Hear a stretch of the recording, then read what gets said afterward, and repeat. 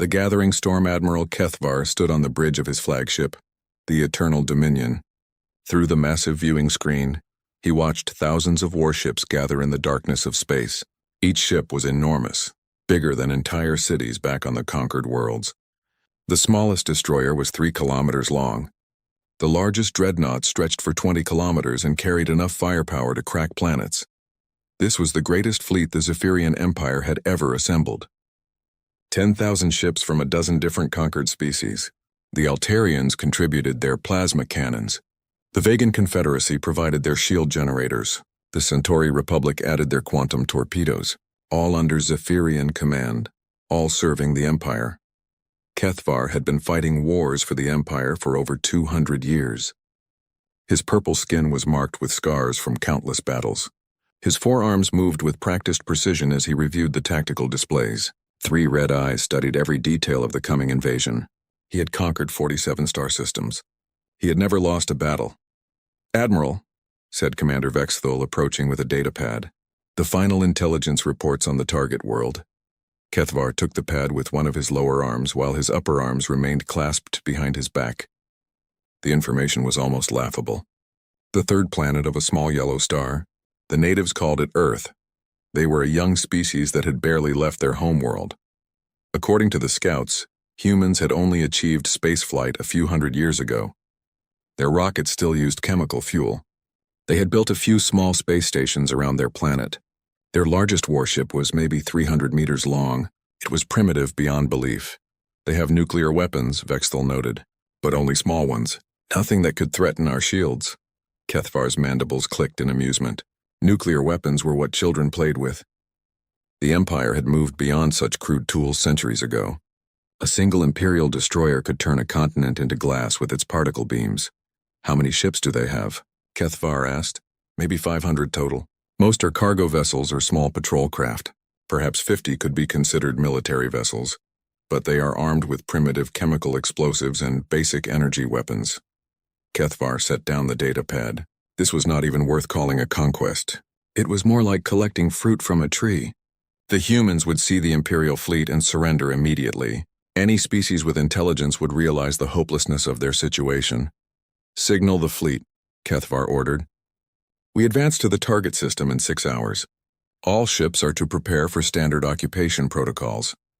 The bridge crew worked efficiently to relay his orders. Across the massive fleet, 10,000 ships began their final preparations. Weapon systems were charged. Landing craft were loaded with occupation forces. Planetary bombardment coordinates were calculated. Kethvar walked to the tactical display table at the center of the bridge. The holographic image showed the Sol system in perfect detail. The star was unremarkable. 8 planets, several moons, an asteroid belt. The third planet was covered mostly in water with large land masses. About 8 billion humans lived on its surface. "The planet has good agricultural potential," Vexthul observed. "The natives can be relocated to the polar regions. The fertile zones will make excellent farming colonies for the Empire." This was standard procedure. Useful species were kept alive as workers. Their military was destroyed, their governments eliminated, their leaders executed. The survivors learned to serve the Empire or they died. It was simple and efficient. "What about their technology?" Kethvar asked. "Anything worth studying?" "Nothing significant. Their computers are primitive. Their materials science is basic. They do have some interesting biological research, but nothing the Empire doesn't already possess." Kethvar nodded. Some species had technologies worth taking before their conquest. The Vegan Confederacy had developed excellent shield generators. The Altarians had perfected plasma weapons, but humans seemed to have nothing to offer except their bodies for labor. "Sir," called the communications officer, "we're receiving a message from High Command." The main screen shifted to show Supreme Admiral Jektar, commander of all Imperial forces. His ancient face was scarred from 1,000 battles.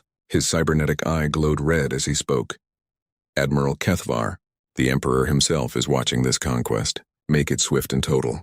Show the galaxy that no world is beyond the reach of the Empire." "It will be done, Supreme Admiral. The humans will surrender within hours of our arrival." "Good. Do not underestimate any species, but this appears to be a simple matter. End this quickly and return to the core worlds. We have reports of rebellion in the Outer Rim that require attention." The transmission ended. Kethavar felt the weight of Imperial expectations. This conquest needed to be perfect, fast, clean, with minimal losses. It would demonstrate Imperial power to any species thinking of resistance. All ships report ready for hyperspace jump, announced the navigation officer. Excellent. Kethavar returned to his command chair. Signal the fleet. We depart in 1 hour. He used the time to review the invasion plans one final time. The fleet would emerge at the edge of the Sol system. They would advance slowly, giving the humans time to detect them and understand their hopeless situation. A surrender demand would be broadcast. When the humans inevitably refused, a demonstration of Imperial power would follow. Perhaps they would destroy one of the human space stations, maybe vaporize their moon, something to show the consequences of resistance.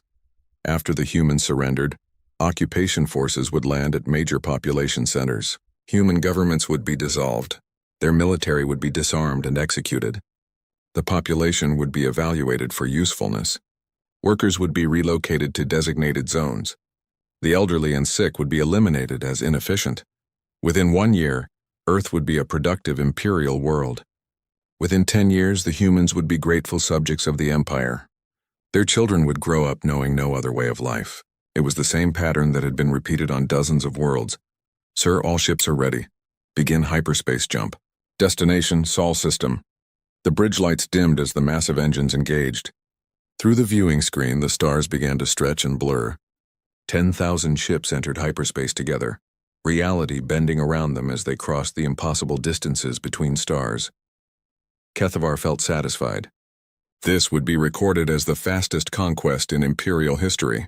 The human world would fall before they even knew they were under attack. Another star system would join the Empire. Another species would learn to serve. He had no idea that Earth had been watching his fleet since the moment it left Zephyrian space. He had no knowledge that human technology was centuries beyond anything the Empire possessed. He could not imagine that his massive, invincible armada was already targeted by weapons that could unmake matter itself. In 6 hours, Admiral Kethavar would learn what it meant to underestimate humanity. But he would only have seconds to understand his mistake, before he and his entire fleet ceased to exist. The greatest military force in galactic history was about to discover that Earth was not the primitive world it appeared to be, and the universe was about to learn why humans had remained hidden for so long. First Contact Protocol. The Imperial fleet dropped out of hyperspace at the edge of the Sol system like a storm made of metal and fire. 10,000 warships materialized from nothing, their massive hulls blocking out stars. The smallest destroyers were mountains floating in space. The largest dreadnoughts were like moving cities, bristling with weapons that could destroy worlds. Admiral Kethavar watched the tactical display with satisfaction. His fleet had emerged exactly where planned, just beyond the orbit of the outermost planet. The humans would detect them soon if they had not already. Their primitive sensors would show an invasion force beyond their worst nightmares. All ships report successful jump completion, announced Commander Vexthul. No technical difficulties. Fleet is ready for advance. Excellent. Begin standard deep scan of the system. I want to know everything about human military capabilities. The sensor operators worked at their stations. Banks of equipment designed to penetrate any stealth technology swept across the Sol system. Within minutes, detailed information flowed across the bridge displays. Sir, scanning complete. We detect 5 space stations around the third planet. All are small, probably civilian. We count 437 space vehicles total. Most appear to be cargo vessels or small shuttles. Perhaps 60 could be military vessels. Kethavar studied the scans. The human space infrastructure was even more primitive than intelligence reports suggested. Their largest space station was maybe 2 kilometers across. Their biggest warship was barely 300 meters long. The entire human space force could fit inside one of his dreadnoughts. Any sign of hidden military installations? Asteroid bases? Ships hiding behind planets? Negative, sir. Their stealth technology appears non-existent. What we see is what they have. Perfect. This would be even easier than expected. Kethavar had conquered species with 10 times the space capability of these humans. Some had put up fights lasting months. The humans would probably surrender the moment they saw his fleet. Open a channel to the human homeworld. Broadcast on all frequencies they use. The communications officer worked for several minutes to establish contact. Human communication technology was simple but functional. They used basic radio waves and primitive data transmission. like children playing with toys. Channel open, sir. Kethvar stood and activated the recording system.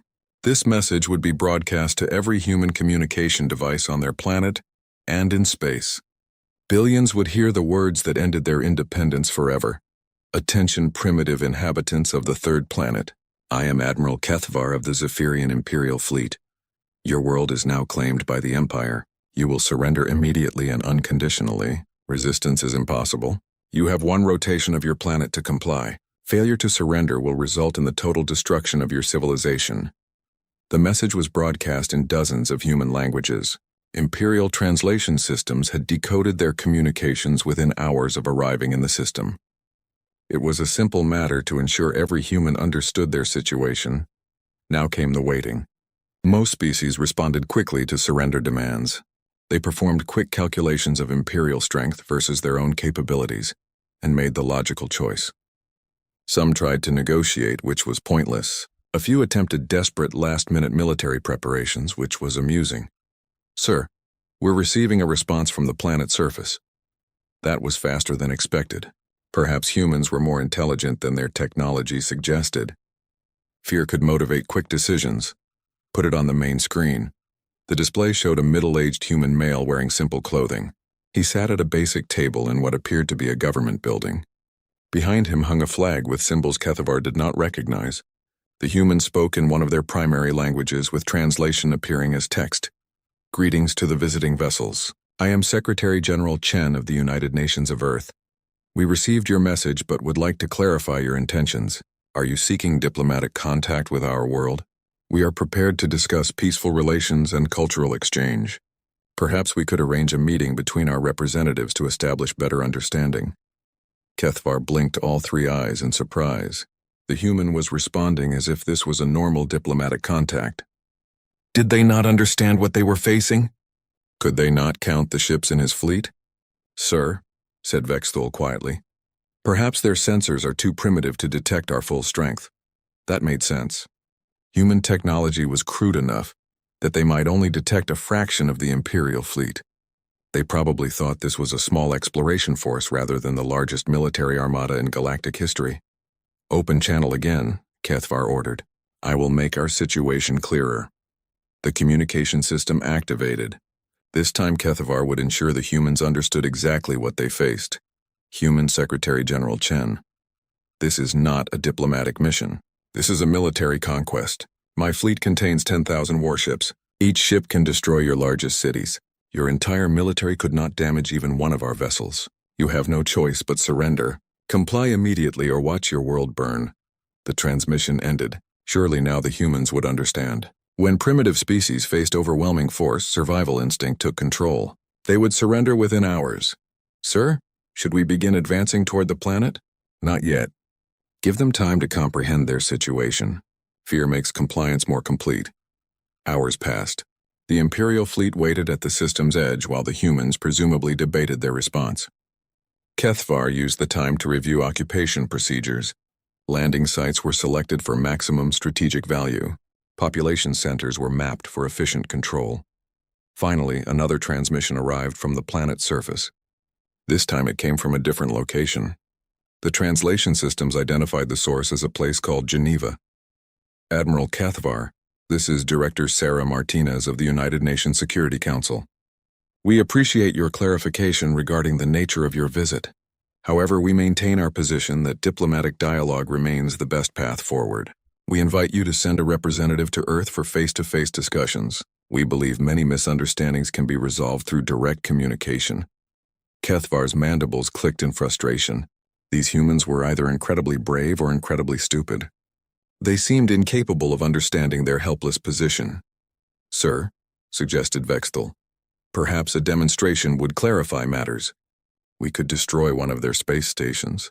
Show them what our weapons can do. Yes. Select the largest human space station. Prepare for surgical strike. Make it clean and visible from their planet surface. Target selected, sir. The station they call Alpha 7. It orbits directly above their largest population center. Perfect. The destruction would be seen by billions of humans. After watching their proudest space achievement vaporized in seconds, they would understand the futility of resistance. All ships prepare for advance to inner system. We will move slowly, giving the humans time to track our approach. When we reach optimal firing position, destroy the target station with a single shot. Make it spectacular. The massive fleet began moving deeper into the Sol system, 10,000 ships advancing like a tidal wave of destruction. Their engines lit up space with brilliant fire. Their weapons charged with enough energy to crack moons. Admiral Kethvar felt confident this demonstration would end human resistance immediately. After seeing Imperial power firsthand, they would beg for mercy. It was always the same pattern: fear, surrender, compliance. He had no idea that every move his fleet made was being tracked by sensors beyond his imagination. He could not know that human technology had been watching galactic civilizations for centuries. He would never realize that Earth's apparent primitiveness was the most sophisticated deception in cosmic history. The Imperial fleet advanced toward Earth, confident in their overwhelming superiority. Behind them, space itself began to change as ancient human systems awakened from their patient slumber. The moment of truth, the Imperial fleet moved through the Sol system like a slow avalanche of death. 10,000 warships advanced in perfect formation, their massive hulls gleaming under the light of the human sun. Admiral Kethvar watched the tactical displays with growing satisfaction as his armada approached the inner planets. "Distance to target planet?" he asked. 2 million kilometers and closing, sir. We should reach optimal firing position in 30 minutes. Perfect timing. The humans would have hours to watch the fleet approach. Their primitive telescopes and basic radar would show them exactly what was coming. Fear would build with every passing moment.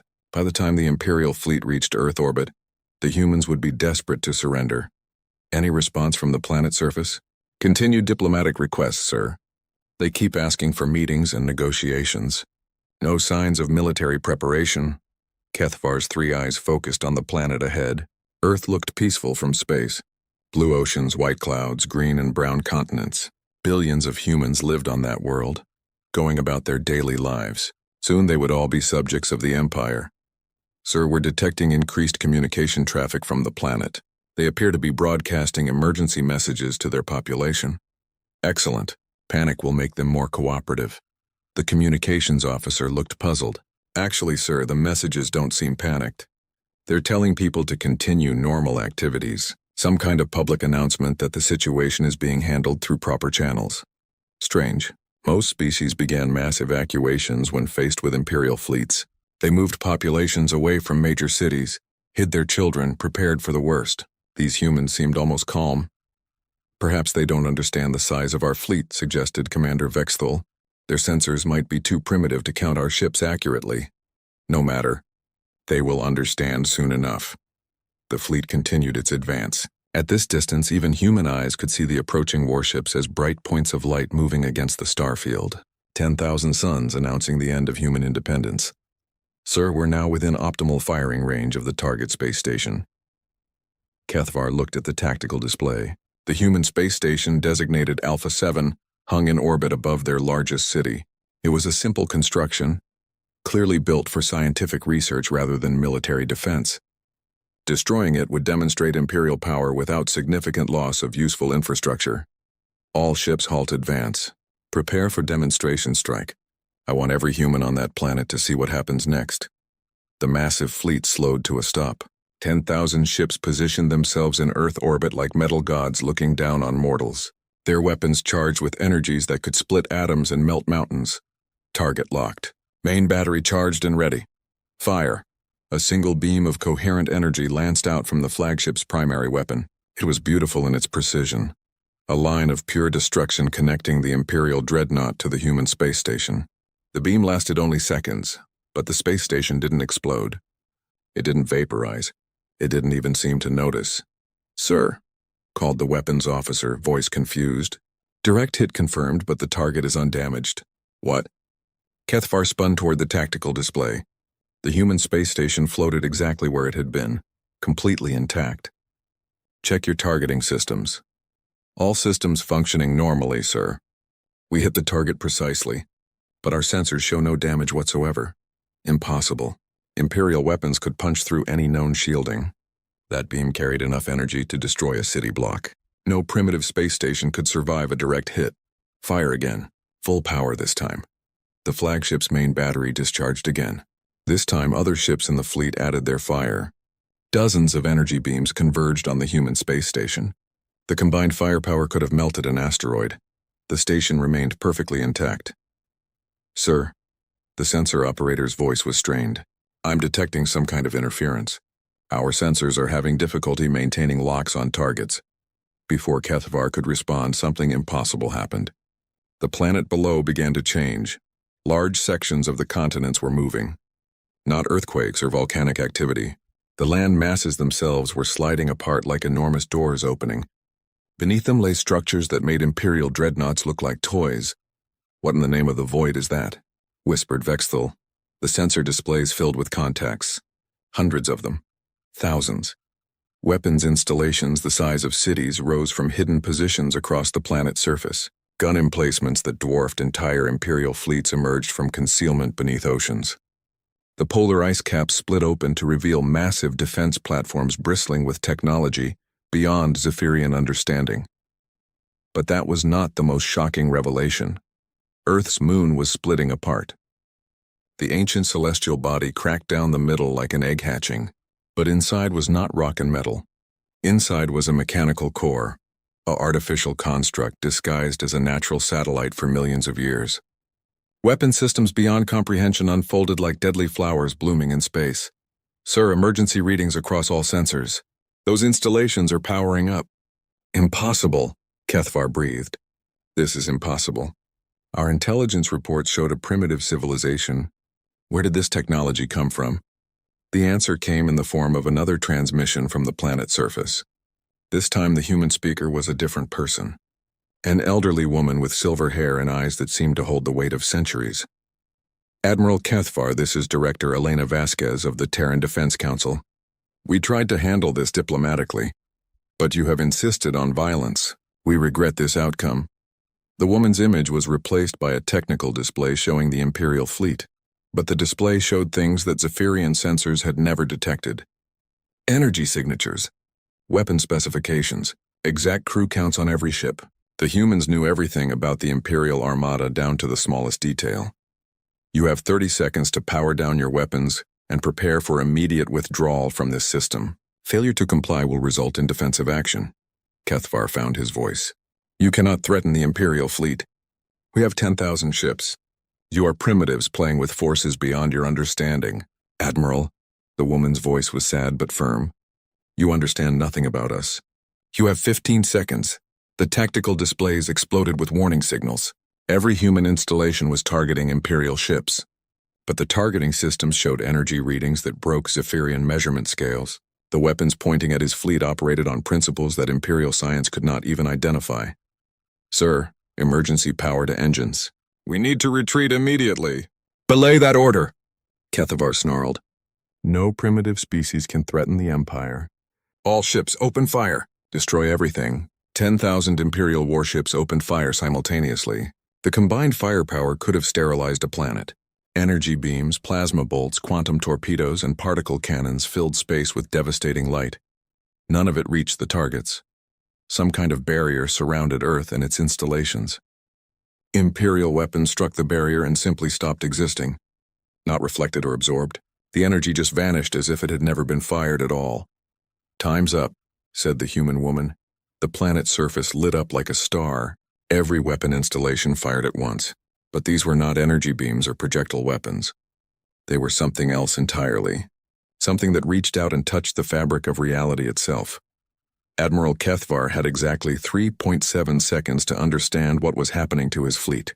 The Imperial ships were not being destroyed. They were being unmade. The weapons didn't blast through armor or overwhelm shields. They simply convinced matter to stop existing. The great dreadnought Eternal Dominion began to fade like morning mist. Kethvar watched his own hands become transparent as the human weapons worked their impossible technology. Around him, his bridge crew was dissolving into nothing. His last thought, transmitted across quantum channels to the Imperial core worlds, was a single word: impossible. But the humans were not finished. Their weapons reached out beyond the dying fleet, following hyperspace signatures and quantum entanglement trails across the galaxy itself. every ship that had ever been part of this invasion force, every Imperial base that had supported the operation, every world that had contributed to the Armada. The cleansing was total and instantaneous across hundreds of light years. The cleansing in the span of 3.7 seconds, the greatest military force in galactic history simply ceased to exist. The Imperial fleet did not explode in brilliant fireballs. The massive dreadnoughts did not break apart under overwhelming firepower. The 10,000 warships that had, moments before dominated Earth's orbital space, simply faded away like shadows at dawn. Admiral Kethvar's final transmission reached the Zephyrian core worlds as a quantum echo bouncing across hyperspace. His last word, impossible, arrived at Imperial Command just as his atoms were being gently convinced to forget how to hold together. Supreme Admiral Jektar was reviewing casualty reports from the Outer Rim, rebellions when the message arrived. His cybernetic eye flashed as he processed the brief transmission. Then the quantum communication array detected something else. The familiar signatures of Kethvar's entire fleet were vanishing from the Galactic Navigation Network. Communications, Jektar barked. Establish contact with Admiral Kethvar immediately. The communications officer worked frantically at his console. Sir, I can't find any Imperial ships in the Sol system. All fleet transponders show offline. Impossible. Run a full sensor sweep. Check for interference or equipment malfunction. Minutes passed as the most sophisticated detection equipment in the Empire searched for signs of the missing Armada. The results made no sense. 10,000 ships and their crews had simply vanished from existence. Sir, the sensor operator's voice shook. I'm detecting quantum disturbances spreading outward from the Sol system. Something is following our hyperspace navigation networks. Before Jektar could respond, alarms began sounding throughout Imperial Command. Not attack warnings, something worse. System failure alerts from military bases across the Empire. Sir, we're losing contact with Outpost Vega 7. Zephyrian 3rd Fleet reports complete loss of communication. The shipyards at Alpha Centauri have gone dark. Military Academy at Rigel is not responding. Jektar watched in growing horror as red lights spread across the tactical display of the Empire. Every installation that had contributed ships or personnel to Kethvar's invasion force was going offline. Not attacked. Not destroyed, simply ceasing to exist. The pattern was methodical and terrifying. Whatever had eliminated the invasion fleet was now systematically erasing every trace of Imperial involvement in the operation. Shipyards that had built the vessels, training facilities that had prepared the crews, supply depots that had armed the fleet, research stations that had developed the invasion plans. All of it was vanishing as if it had never existed. Sir, the phenomenon is accelerating. We're losing military installations faster than we can track them. How is this possible? What kind of weapon can reach across interstellar space? The answer came in the form of another transmission from the Sol system. The same elderly human woman appeared on the main screen. Behind her, Earth continued its normal rotation as if nothing had happened. Supreme Admiral Jektar, I am Director Elena Vasquez of the Terran Defense Council. Your invasion force has been neutralized. All Imperial assets involved in planning or supporting this operation have been removed as a security precaution. Jektar found his voice. What have you done? You cannot destroy Imperial property. The Empire will not tolerate this aggression. The human woman's expression remained calm. Admiral, there is no longer an Empire. Your military infrastructure is gone. Your fleets are gone. Your command structure is gone. What remains are civilian populations on various worlds who are now free to govern themselves. The tactical display confirmed her words. Red zones marked former Imperial territory now showed no military presence whatsoever. Hundreds of star systems that had been under Zephyrian control for centuries were suddenly independent. This is impossible. The Empire has stood for 10,000 years. You cannot destroy a galactic civilization in minutes. We have not destroyed your civilization, Admiral. We have removed your ability to threaten others. The Zephyrian people are free to continue their lives peacefully. They simply no longer have the means to conquer and oppress other species. Jektar's mind reeled. How could a primitive species accomplish what the combined rebellions of 100 worlds had failed to achieve? The Empire had seemed invincible. Its military power had been absolute. What are you? He whispered. Director Vasquez tilted her head slightly. We are humans, Admiral. We are also the reason this galaxy has remained relatively peaceful for the last 50,000 years. The Empire was becoming too aggressive, too dangerous. We decided intervention was necessary. 50,000 years. That's impossible. Our records show humans achieved spaceflight only recently. Your records show what we wanted them to show. We have been watching galactic civilizations for a very long time, Admiral. Most species develop peacefully and never require our attention. Unfortunately, the Zephyrian Empire chose a different path. The implications hit HFY like a physical blow. Earth was not a primitive world. It was something else entirely. Something that had been observing and influencing galactic development for millennia. We tried to discourage your expansion through subtle means. The human continued. Strategic resource shortages, navigation hazards in key systems, rebellions among conquered species, but you adapted to each obstacle. Your invasion of Earth forced us to take direct action. You caused the rebellions, the supply problems, the accidents that destroyed our exploration fleets. We prefer indirect methods when possible. They cause less disruption to galactic stability. Direct intervention, like what just occurred, is reserved for extreme circumstances. HFY looked at the tactical display showing the remains of his empire. Scattered worlds with no central authority. No military to enforce imperial law. No infrastructure to support conquest. What happens now? Now the Zephyrian people learn to live peacefully. We will monitor the situation to ensure no new military buildup occurs. Other species in this region will be free to develop without imperial interference. And if we refuse? If we try to rebuild? Director Vasquez's expression remained kind but firm. Admiral, you have just seen what happens when humans are forced to defend themselves. Do not mistake our preference for peace as weakness. We will do whatever is necessary to maintain galactic stability. The transmission ended. HFY stood alone on his command bridge, surrounded by the wreckage of a 10,000-year-old empire. His military was gone. His fleets were gone. His authority was gone. In the space of minutes, humanity had accomplished what no enemy had ever managed. They had not conquered the Zephyrian Empire. They had simply made it irrelevant. Across the galaxy, former imperial worlds celebrated their sudden freedom. Species that had lived under Zephyrian oppression for centuries found themselves independent overnight. The largest military force in known space had been reduced to nothing, without a single shot being fired in anger. And on Earth, children played in parks while their parents went to work, unaware that their world had just rewritten the balance of power in the galaxy. The planet continued its peaceful rotation, its cities gleaming in the sunlight, its people living ordinary lives.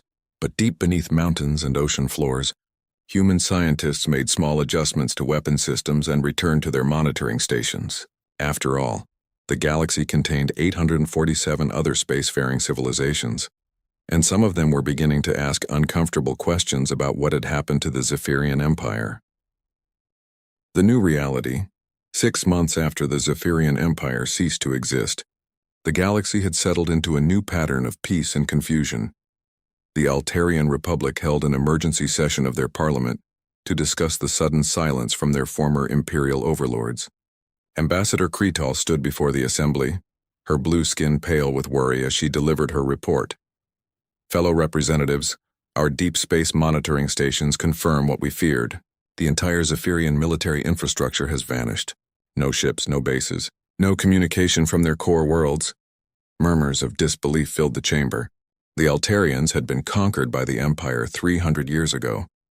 They had learned to live under Zephyrian rule, paying tribute and providing soldiers for Imperial fleets. The idea that their oppressors could simply disappear was impossible to accept.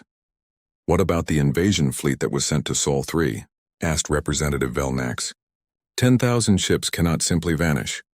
According to our long-range sensors, the fleet reached the human homeworld and then stopped transmitting. No wreckage. No survivors. No explanation. Perhaps the humans have some kind of weapon technology, something that could destroy an Imperial fleet. Kretal shook her head. Our intelligence on the humans suggested they were primitive. Basic chemical rockets. Simple space stations. Their largest warship was smaller than our civilian cargo vessels. Then how do we explain the destruction of an empire that had conquered half the galaxy? No one had an answer. The Altarians, like dozens of other former Imperial subjects, found themselves free but bewildered. Their oppressors had not been defeated in battle. They had not surrendered. They had simply stopped existing. On the former Imperial core world of Zephyria Prime, the surviving civilian population struggled to understand their new reality. Former Imperial engineer Hexmore worked in the ruins of what had been the greatest shipyard in the galaxy. Every military vessel had vanished overnight. Every weapon blueprint had been erased from computer systems. Even the orbital defense platforms had disappeared. It makes no sense, he told his colleague Pexelar as they surveyed the empty construction bays. How do you make a dreadnought stop existing? Matter cannot simply be destroyed. Maybe it was not destroyed, Pexelar suggested. Maybe it was moved somewhere else. Where? There is no technology in the galaxy capable of moving objects that large across interstellar distances. They worked in silence, trying to salvage civilian equipment from the abandoned facility.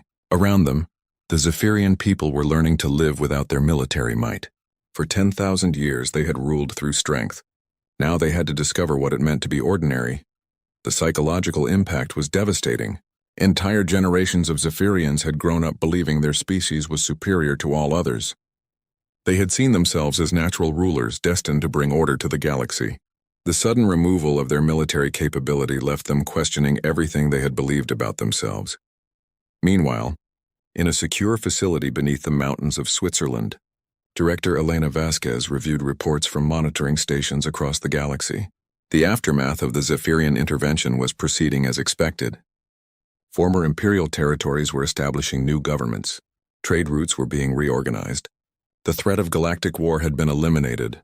Status report, she requested from her aide, Dr. James Chen. 846 active civilizations remain under observation. Threat assessment shows green across all monitored species. No signs of military buildup or aggressive expansion plans. Any investigation into the Zephyrian disappearance? Several species have sent exploration vessels to former Imperial space. They find empty installations and confused civilian populations. No one has detected our involvement. Vasquez nodded. Keeping Earth's true nature secret was essential to maintaining galactic stability. If other species knew that humans possessed technology capable of erasing entire civilizations, it would cause panic and potentially trigger an arms race. What about the Zephyrian survivors? Adapting slowly. Their civilian government is attempting to establish diplomatic relations with former subject species. Some worlds are receptive. Others are still angry about centuries of oppression. That's normal. It will take time for wounds to heal. Dr. Chen hesitated before continuing. Director, some of our analysts are concerned about the precedent we've set. Using the erasure protocol on such a massive scale. It's never been done before. Vasquez turned to look out the window at the peaceful Swiss countryside. Children were playing in a nearby village, their laughter carrying on the wind. They had no idea that their world contained weapons that could unmake the fundamental forces of reality. The Zephyrian Empire was becoming too dangerous, she said quietly. Their expansion rate was accelerating. Their military technology was improving. If we had waited another century, they might have developed weapons capable of threatening other major civilizations. But complete erasure of their military capability was necessary. We tried subtle intervention for 300 years, encouraging rebellions, causing supply shortages, creating navigation hazards. Nothing worked. The Empire adapted to every obstacle we placed in their path. She moved to her desk and activated a holographic display showing the galaxy. Green dots marked peaceful civilizations. Yellow dots showed species with minor aggressive tendencies. Red dots indicated potential threats. For the first time in 50 years, there were no red dots on the map. This is what we exist to protect, Dr. Chen. Galactic peace. The right of species to develop without fear of conquest or oppression. Sometimes protecting that peace requires difficult decisions. I understand, Director. It's just the scale of what we did. An entire civilization's military might erased in seconds. The Zephyrians still exist. Their people are still alive. Their culture continues. They simply no longer have the ability to threaten others. In time, they may even thank us for freeing them from the burden of maintaining an empire. The conversation was interrupted by an alert from the monitoring station. Dr. Chen checked his tablet and frowned. What is it? Vasquez asked. We're detecting unusual energy readings from the Vegan Confederacy. It might be nothing, but their power consumption has increased by 30% over the last month. Vasquez studied the data. The Vegans were generally peaceful, but they had been part of the Zephyrian Empire's military alliance. Perhaps they were attempting to fill the power vacuum left by Imperial collapse. Increase monitoring of Vegan space. Deploy additional sensor platforms if necessary. If they're building weapons, I want to know about it. Yes, Director. As Dr. Chen left to implement the orders, Vasquez returned to her window. The Swiss mountains stretched into the distance, their peaks covered with snow that had been falling for millennia. Earth looked so peaceful from this perspective, so ordinary. But beneath those mountains lay technology that humanity had been developing for 50,000 years. Weapons that could reach across space and time to unmake matter at the quantum level. Sensors that could detect a single ship's engine signature from thousands of light years away. Defense systems that made planetary invasions impossible. Earth was not just a world. It was a fortress, a monitoring station, a guarantor of galactic peace. The surface population lived their normal lives unaware of their planet's true purpose. They went to work, raised families, wrote poetry, and played games. They argued about politics and fell in love and worried about their taxes. They were beautifully, perfectly human, and they were the most dangerous species in the galaxy. Vasquez's communication device chimed with an incoming message. The caller ID showed it was from the Public Relations Department. Yes? Director, we're getting questions from the international media about unusual aurora activity last week. How should we respond? Standard protocol. Solar storm activity. Perfectly normal. No cause for concern. Understood. The aurora activity had actually been caused by the charging cycles of the lunar defense platforms. But the public didn't need to know that Earth's moon was an artificial construct disguised as a natural satellite. They didn't need to know that their planet's magnetic field was artificially enhanced to hide massive energy signatures. They didn't need to know that their quiet, peaceful world was the reason the galaxy remained stable. Vasquez closed the communication and returned to her reports. There were 846 civilizations to monitor, potential threats to assess. The endless work of maintaining peace through overwhelming, invisible strength. Tomorrow, children would play in parks while their parents went to work. Scientists would publish papers on interesting discoveries. Artists would create beautiful things. Politicians would debate important issues. And deep beneath the surface, humanity would continue its patient vigil over the stars.